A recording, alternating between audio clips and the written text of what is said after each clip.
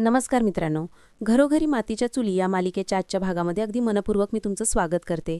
आजच्या भागामध्ये मात्र आता पाळणा हे म्हणलं जात आहे. जानकी हे सगळेजण ओवी बाळा झुझुरे बाळा झुझुरे. आता ह्या पाळणा म्हणत असताना मात्र अचानक काय होतं तर पाळण्याची जी काही आता कडी आहे तर ती कडी निसटली जाते आणि पाळणा खाली पडणार. तोच लगेच आता सौमित्र आणि सारंग भाऊजी धावतच येतात आणि आता पाळणा खाली पडण्यापासून वाचवतात. आपल्याला आमचे सबस्क्रायबर पूर्ण करायचे आहेत म्हणून कृपया आमच्या चॅनलला सबस्क्राईब करा. एक मोठा घडणारा जो काही अनर्थ आहे तर तो मात्र या दोघांमुळे एकत्र आल्याने टळलेला असतो. एक खूप मोठी शिकवण यातून त्यांना मिळते, कारण दोघे एकत्र धावून आले आणि आज या रामनवमीच्या कार्यक्रमाचा जो पाळणा आहे तो खाली पडण्यापासून वाचलेला आहे. तर कारण सगळ्यांना एक प्रकारचा धक्का बसलेला असतो, परंतु जेव्हा आता हे दोघं तो पाळणं धरतात तेव्हा सगळ्यांचा जीव मात्र जो टांगणीला लागलेला आहे तो मात्र शांत होतो. अवंतिकाचा चेहरा खुलतो, कारण हे दोघे एकत्र आलेत. सगळ्यांना फारसा आनंद होतो, कारण आणि सौमित्र एकमेकांकडे पाहत असतात. जानकीला फार असं छान वाटतं आणि ऋषिकेत धावतच येतो आणि ती पाळण्याची कडी आहे तर त्या कडीमध्ये घालतो. तेव्हा आता तिघही भाऊ एकत्र आलेले आहेत. तेव्हा आता जानकी पुढे येते आणि जानकी म्हणते की सौमित्र भाऊजी आणि सारंग भाऊजी, बाळरामाचा पाळणा पडू नये ह्यासाठी तुम्ही दोघेही धावत आले. तसंच तुम्ही एकमेकांची मनं जपायला आणि मनं सांभाळायला का एकत्र येत नाहीत? हे बघा सौमित्र भाऊजी, तुम्ही तुमचं नातं जपण्यासाठी एकही पाऊल जरी पुढे टाकलं तरी सुद्धा आम्हाला सगळ्यांना खूपसा आनंद होणार आहे. झाले गेले मतभेद विसरून जा आणि पुन्हा एकत्र या नव्याने.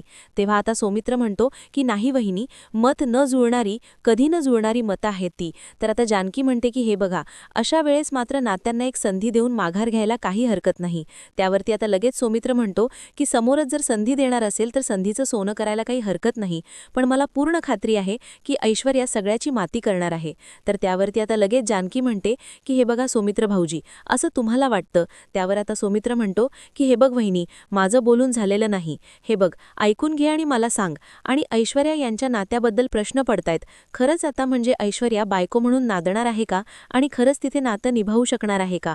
त्यावरती आता हे सर्व ऐकल्यानंतर आणि मला एक गोष्ट सांगा वहिनी, मला सुद्धा प्रश्न पडतो की मी काही चुकतोयस का? त्यावेळेस आता जानकी म्हणते की नाही सौमित्र भाऊजी, तुम्ही अजिबात नाही चुकत. प्रत्येकाला मात्र आता त्यातच आनंद असतो, कारण कुणालाही वाटतं की आपला अर्धा ग्लास हा रिकामा आहे, त्यामुळे त्याला त्याचं वाईट वाटतं. रामजन्म आणि रामनवमी साजरा करण्यासाठी त्यामागे मात्र एकच असा उद्देश आहे की श्रीरामचंद्र ह्यांच्या आदर्श जीवनाची आठवण ठेवून आपण आपल्या आयुष्यामध्ये चांगल्या मूल्याचा स्वीकार करायचा आहे. आणि हे बघा, काय स्वीकारायचं आणि काय स्वीकारायचं नाही हे आपण आपलं ठरवायचं आहे सौमित्र भाऊजी. जी लक्षात घ्या मी तुम्हाला काय सांगते म्हणून. मी तुम्हाला अगदी स्पष्ट सांगते. त्यावरती लगेच आता सौमित्र म्हणतो की हे बघ वहिनी, सारंग माझा भाऊ आहे. मी अजून सुद्धा ठामपणे हेच सांगत आहे की ऐश्वर्याने मात्र आपल्या घरात येऊ नये. म्हणून आता असे बोलून सौमित्र आतमध्ये निघून जातो. सर्वांना आता एक आणखीनच धक्का बसतो. तेव्हा आता सगळेजण विचारात पडतात. तेव्हा आता सौमित्रा म्हणते की अगं हे बघ ना जानकी, सौमित्र तर ऐकून घेण्याच्या मनस्थितीत नाही, मग तू सांग की आता काय करायचं आहे ते. आता जानकी म्हणते की कुटुंब कलश कौल घ्यायचा आहे. आणि हो आई, हीच ती वेळ आहे कुटुंब कलश कौल घेण्याची. नात्यांची अशी परीक्षा देण्यापेक्षा सगळ्यांच्या मताने ठरवायचं की काय करायचं आहे ते. आणि नाना तुम्हाला पटतंय का? तेव्हा आता नाना म्हणतात की हो जानकी, मला तुझं म्हणणं पटतं. आता किती काही झाले तरी आता ह्या कुटुंबासाठी आता आपल्याला कुटुंब कलश कौल घेणं खूप महत्त्वाचं आहे आणि शेवटी त्याचाच आदर आहे. तर त्यानंतर मात्र जानकी म्हणते की हो, ठरल्याप्रमाणे मात्र आता आपण कुटुंब कलश कौल आहे तर तो घेणार आहोत. तर ह्या घरामध्ये हवी आहे आणि ऐश्वर्याला जी काही मतं पडतील त्यानंतर मात्र मी ऐश्वर्याला वाजत गाजत या घरामध्ये घेऊन येणार आहे. तर ऐश्वर्या या घराला हवी आहे. ऐश्वर्या घरात आल्यानंतर आपलं घर पूर्ण होईल. तेव्हा आता सगळ्यांना मात्र आता जानकीचं म्हणणं पटतंय, परंतु आता ह्या म्हणजे सौमित्राला मात्र अगदी राग येत असतो. तेव्हा आता जानकी विचारते की सौमित्र भाऊजी, तुम्ही नक्की हे काय बोलतात आणि किती वेळेस मात्र आपण त्याच विषयावर बोलायचं आहे. तेव्हा ते आपल्या अगदी कोणाच्याही एका मतावर निर्णय होत नसतो. तेव्हा आता कुटुंब कलश कौल आपण घेत असतो. इतकी वर्ष हेच चालत आलेलं आहे आणि आजही आपण तेच करतोय. पण तरी सुद्धा तुमच्या सगळ्यांपेक्षा एकाचं वेगळं मत का आहे? तुम्ही का असा वेगळा विचार करतात? सौमित्र खूप भडकलेला आहे आणि सारंग बिचारा अगदी खाली मान घालून उभा असतो. त्यानंतर आता जानकी की सौमित्राला समजावते आणि म्हणते की भाऊजी, ऐश्वर्याने या अगोदर सुद्धा कित्येक वेळेस तिचा चांगुलपणा आहे तो सिद्ध केलेला आहे. तर आणि एवढंच नाही तर ती तिच्या वडिलांच्या विरोधात सुद्धा गेली, ते पण आपल्यासाठी. हे तुम्ही का बघत नाहीत? प्रश्न तिच्यातील निगेटिव्हिटीमध्ये येईल तर आपला सुद्धा काहीतरी प्रश्न आहे सौमित्र भाऊजी. ती या घरामध्ये आल्यानंतर आपण तिला मायेने आणि प्रेमाने स्वीकारलं पाहिजे, तेव्हा ती कुठे आपल्यावर माया करेल, प्रेम करेल. याचंच अगदी जे आहे ते लक्षात घ्या. आपण सुद्धा तिला सुधारण्यासाठी एक संधी द्यायला हवी. सौमित्र भाऊजी, आपण जर तिला आपुलकी दाखवली, आपल्याच घरातील एक सदस्य म्हणून तिच्यावर जर आपण प्रेम केलं, तिला समजून घेतले, तर सुद्धा मग ती आपल्यावर प्रेम करायला आणि जीव लावायला सोपं पडेल. आणि हे बघा, हे दोनही बाजूनी आहे. हे बघा, आपण ऐश्वर्याकडून अपेक्षा करतो, पण सगळ्यात अगोदर पाऊल आपल्याला पुढे टाकावं लागेल. ती आपल्या घरामध्ये येणार आहे राहण्यासाठी, हे लक्षात घ्या. आणि हे बघा, हे घर तिचं सुद्धा आहे हे लक्षात घ्या. ते तिला वाटण्यासाठी मात्र आपल्याला सुद्धा तितकेच आता एफर्ट घ्यावे लागेल. ऐश्वर्याला तिच्या हक्काचं सासर आणि तिचा जोडीदार मिळवून देण्यासाठी आपल्याला एक संधी तिला द्यावीच लागेल. आता सौमित्राला खूपच राग येतो. सौमित्र रागाने मात्र आता अगदी टेबलवर हात मारतो आणि म्हणतो की या घरामध्ये माझ्या अगदी शब्दाला कोणतीही किंमत नाही, त्यामुळे बास करा आता. जानकी म्हणते की भाऊजी प्लीज समजून घ्या, परंतु आज सौमित्र रागाने म्हणतो. जानकीशी बोलत आहे. जानकीने आता कुटुंब कलश शिकवला आहे, तर तो सुद्धा आणलेला असतो. तो कळस त्यानंतर ऋषिकेश सुद्धा आता सौमित्राला समजवतो की हे बघ सौमित्रा, भांडून काही उपयोग नाही होऊ शकत. जे काही तुझं मत असेल तर तू त्या चिठ्ठीवर लिहायचं आहे. आता कुटुंब कलश कौल घेण्याची वेळ आलेली आहे आणि त्यात म्हणजे तुला साथ द्यावीच लागेल. हा आपल्या घराचा अंतिम निर्णय असतो आणि ऐश्वर्याला या घरात घेऊन यायचं की नाही हा आता कुटुंब कलश कौल ठरवेल.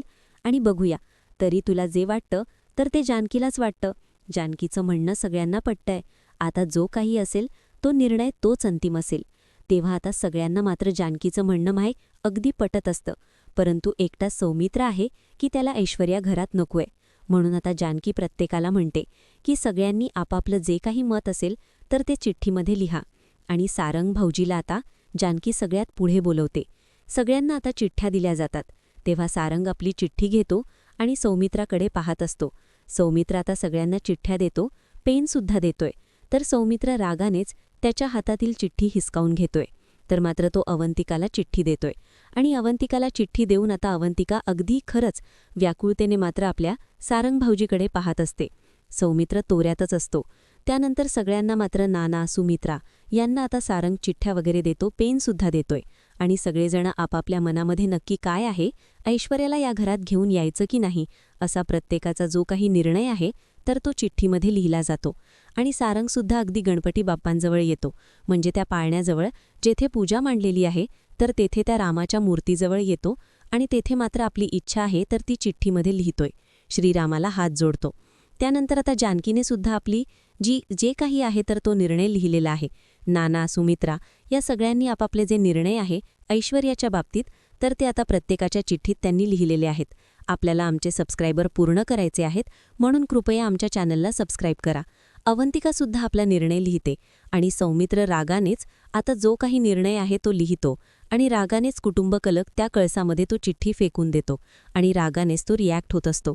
त्यानंतर आता अवंतिकासुद्धा त्याच्यामध्ये चिठ्ठी टाकते आणि आता जानकी तिच्याकडे पाहत असते. सगळ्यात शेवट सारंग त्याची चिठ्ठी घेऊन येतो आणि त्या कळसामध्ये तो टाकून देतो. सगळ्यांच्या चिठ्ठ्या टाकून झाल्यानंतर जानकी म्हणते की आता सगळ्यांनी आपापली मतं या चिठ्ठीमध्ये लिहिलेली आहेत, त्यामुळे आता मी मतमोजणी करणार आहे. तर जानकी एक एक करून आता कळसातील प्रत्येक चिठ्ठी खाली घेते. तेव्हा सारंग मात्र देवाला हात जोडूनच असतो. किती काही झालं तरी ऐश्वर्याच्याच बाजूने मतं पडायला हवीत. तेव्हा आता जानकी प्रत्येक चिठ्ठी वाचते आणि एक एक चिठ्ठी मात्र पुन्हा आता कळसामध्ये टाकत असते. आणि प्रत्येक चिठ्ठ्या मोजल्यानंतर आता ती सगळ्यांना सांगत असते की मतमोजणी झाल्यानंतर आता ऐश्वर्याने या घरात यावे यासाठी मात्र तर सौमित्र लगेच पाहत असतो. सौमित्राला असं वाटतं की नक्की काय निर्णय आहे हे माहिती करून त्याला घ्यायचा असतो. ऐश्वरीने या घरात यावं असं जेव्हा जानकी म्हणते तेव्हा मात्र सगळ्यांना फारसा आनंद होतो, परंतु सौमित्र एकटंच आहे की त्याला फार राग येतोय आणि एकच मत आहे तर ते निगेटिव्ह आहे. म्हणून सौमित्राला आता खूप मोठा धक्का बसतो. तो रागानेच पाहत असतो, कारण सौमित्र एकटंच आहे की त्यालाच मात्र ऐश्वर्या घरामध्ये नकोय असं वाटत असतं आणि त्याच्या एकट्याची चिठ्ठी मात्र आता तशी निघालेली असते. तेव्हा आता मित्रांनो, आता सौमित्र नक्की काय कसा रिॲक्ट होतो ला खूप मोठा एक धक्का बसलेला असतो आणि तो म्हणतो की फक्त एकच मत असं आहे की निगेटिव्ह आहे, म्हणजे माझी बायकोसुद्धा माझ्या विरोधात आहे. तर म्हणजे अवंतिकाकडे रागाने बघत तो हे सर्व बोलतोय. तेव्हा आता अवंतिका त्याला समजावते आणि म्हणते की सौमित्रा, हे बघ, मी तुझ्या म्हणजे विरोधात नाही, परंतु आपल्या घरातील आनंदाच्या चुकाच्या बाजूने आहे, याचा तू विचार कर. आणि हे बघ अरे, ज्या कायद्याचा मी अभ्यास केलेला आहे तर त्याच कायद्याने मात्र आज मला माझं मत मांडण्याचा ठामपणे अधिकार दिलेला आहे. आणि तुला तर आत्तापर्यंत चांगलंच माहिती आहे की मी आजपर्यंत कोणाच्याही डिप्रेशनखाली येऊन निर्णय घेतलेला नाही. मी कधीही स्वतःच्याच मनाचा विचार केलेला आहे आणि जे योग्य आहे तोच मी विचार करत आलीये. हे बघ, मला मनापासून हेच वाटतं की जानकी वहिनी जो काही डिसिजन घेत आहे तर त्यासाठी आपण मनापासून त्यांची साथ द्यावी. हे बघ, ऐश्वर्यासुद्धा या घरामध्ये हवी आहे, कारण हे घर तिच्या हक्काचं आहे. तिला जर या घरामधून आपण बाहेर ठेवलं तर सारंग भाऊजींचा विचार कर. सारंग भाऊजींचा सुद्धा संसार आपल्यावरी फुलायला हवा. अगदी तू एकट्याचाच विचार करू नको आणि ऐश्वर्या बदललेली आहे याचा तू विचार कर. आणि हे बघ सौमित्रा, मला मनापासून वाटतं की सारंग भाऊजी आणि ऐश्वर्या हे दोघेही एकत्र आले पाहिजे, तरच त्यांच्यामध्ये प्रेम निर्माण होऊ शकतं आणि त्यांचा संसार होऊ शकतो. त्यावरती आता हे ऐकल्यानंतर सौमित्राला फारच राग येतो. सौमित्र अवंतिकावर चिडतो आणि तिला लांब राहायला सांगतो.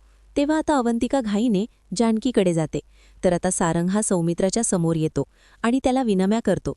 अरे, एकदा माझ्या बाजूने विचार कर रे दादा, तू. तरुण मात्र तो बोलायला सुरुवात करणार तोच लगेच सौमित्र रागाने आपला हात अगदी मागे घेतो आणि सारंगकडे रागानेच पाहत असतो. तेव्हा आता सारंग लगेच रडतच मात्र जानकी वहिनीच्या समोर येतो. सौमित्राचं हे वागणं कुणालाच पटत नाही. सौमित्र असा का वागतो? कारण ऐश्वर्याने त्रास दिला हे मान्य आहे, परंतु ऐश्वर्या आता चेंज झालेली आहे, तिला एक संधी आपण द्यायला हवी, असा प्रत्येकजण विचार करतात. आणि प्रत्येकजण आता ऐश्वर्या घरामध्ये यावी यासाठी कुटुंब कलक्षाचा जो निर्णय आहे तो सौमित्राच्या विरोधात गेलेला आहे. कुटुंबातील सर्व सदस्यांना असं वाटतं की ऐश्वर्या घरात यावी, फक्त आता एकटा सौमित्रच यासाठी नकार देतोय आणि खूपच रिॲक्ट होत असतो. आता अगदी सुमित्राने मात्र अगदी जानकी आणि ऋषिकेश यांना सुद्धा घराच्या बाहेर काढलेलं असतं. त्याच वेळेस मात्र सुमित्रा काय म्हणलेली असते, आता जे मनाने रणदिवे नाही त्यांनी खरंच या घरातून बाहेर गेलेलं चांगलं राहील, याची आता सौमित्राला आठवण होते. तो प्रत्येक शब्द त्याला आठवतो. आणि ज्यावेळेस मात्र आता ऐश्वर्यामुळे या घरामध्ये काय परिस्थिती निर्माण झाली होती, म्हणजे आता ऐश्वर्यामुळे मात्र जानकी आणि ऋषिकेश ओवी यांना घराच्या बाहेर राहावं लागलं होतं, अगदी घर सोडून जावं लागलं होतं. आणि सुमित्राला मात्र आता या वेड्यांच्या या हॉस्पिटलमध्ये सुद्धा ऐश्वर्येने पाठवण्याची जी सोय केलेली होती ते काही तिच्यामुळे प्रत्येकाला घरातील त्रास झालेला होता. आणि अवंतिका आणि सौमित्र यांच्यामध्ये भांडण लावण्यासाठी तिने सौमित्राचं धरलेला जो काही हात आहे तर ते सुद्धा आता क्षण सौमित्राच्या डोळ्यासमोर येतात. म्हणजे ऐश्वर्या किती नीच वागलेली आहे. आत्तापर्यंत तिने प्रत्येकाला रणदिव्यांच्या घरात येऊन किती त्रास दिलेला आहे, प्रत्येकाला तिच्यामुळे किती भोगावं लागलेलं आहे, या प्रत्येक क्षणाची आज सौमित्राला आठवण होते. तिच्यामुळे मात्र नानांना मरणयात्रासुद्धा सहन कराव्या लागल्या. तिने जे जिन्यावरून नानांना ढकलून दिलेलं आहे ते सुद्धा क्षण आठवतात. आणि त्या ऐश्वर्यामुळे सारंग, सौमित्र ह्या सगळ्यांमध्ये जे काही भांडणं उभं राहिलं होतं, घरामध्ये जे वादळ निर्माण झाले होते, या प्रत्येकाची आज सौमित्राला आठवण होत असते. आणि ह्या सगळ्या कारणामुळे त्याला ऐश्वर्या घरामध्ये नकोय असं वाटत असतं. आता ह्या सगळ्यांनी मात्र काय हे सर्व सोडून दिलं असेल? ऐश्वर्यामुळे घराला किती त्रास झालेला आहे, प्रत्येकजण का विसरला असेल आणि प्रत्येकजण आज माझ्या विरोधात का जात आहे?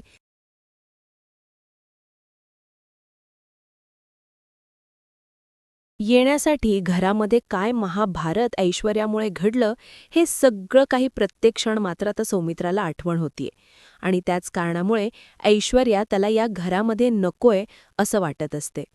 आता या भांडणामध्ये मात्र आता सौमित्रासुद्धा डोक्यावर पडलेली असते.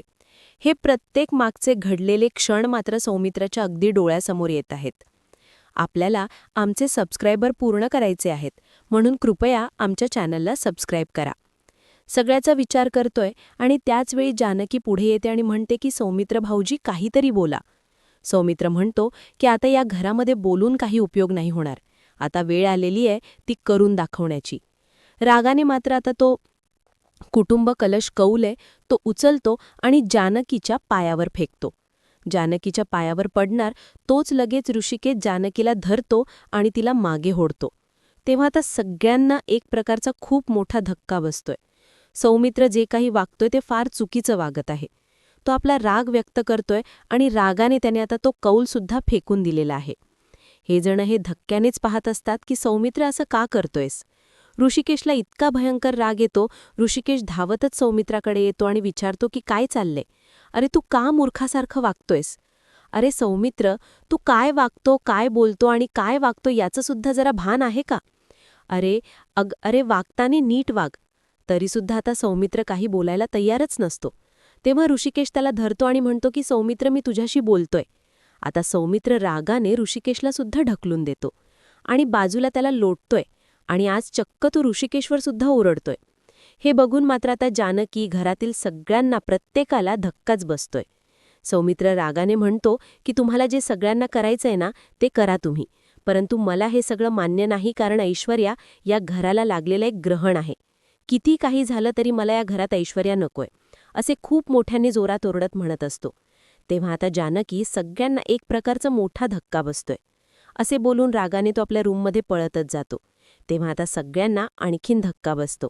सगळ्यांच्या पायाखालची जमीन सरकते की सौमित्र असं का वागतो. तेव्हा आता सौमित्र रागाने आपल्या रूममध्ये गेलेला आहे आणि जानकीला आता सौमित्राचं प्रत्येक बोलणं आठवतं की तुम्हाला जे करायचं असेल ते करा, परंतु मला ऐश्वर्या घरामध्ये नकोय. हे म्हणणं मला मान्य नाही. ऐश्वर्या या घराला लागलेलं एक ग्रहण आहे. प्रत्येक शब्दानी शब्द आता जानकीला आठवत असतो. सारखं सारखं आता जानकीच्या समोर तेच येत आहे.